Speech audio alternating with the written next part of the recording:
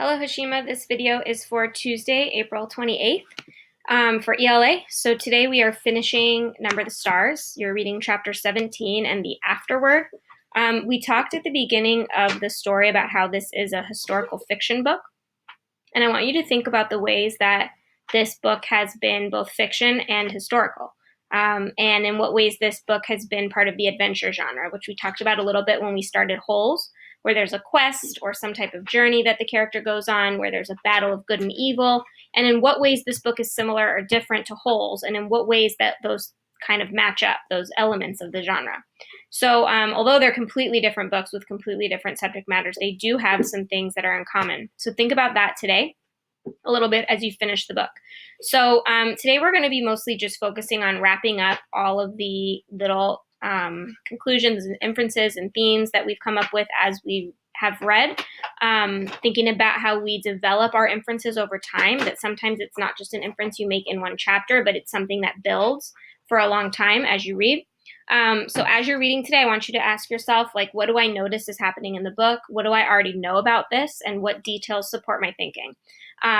And that really is the important part of an inference, is that it includes specific details from the text that you can use to prove your thoughts. So, for example, in the last chapter, I can, infer or conclude that Uncle Henrik trusts Anne-Marie. So when I ask myself those questions, I say, well, what would I notice about them? I notice that he takes her aside and tells her the truth about the boat and the Rosens. What do I know about this already? I know that sometimes when you're an older sibling or you're more mature, adults tell you things that your little siblings don't get to know, in the same way that Kirsty doesn't get to know the same things that Anne-Marie does.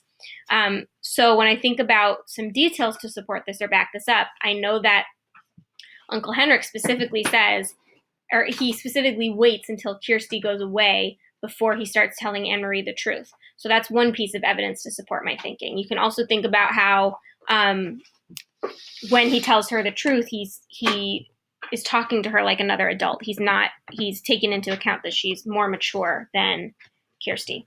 So as you read today, try to work through that same cycle of noticing things, backing it up with your prior knowledge, and finding details in the text to support it. And we'll see you on Zoom.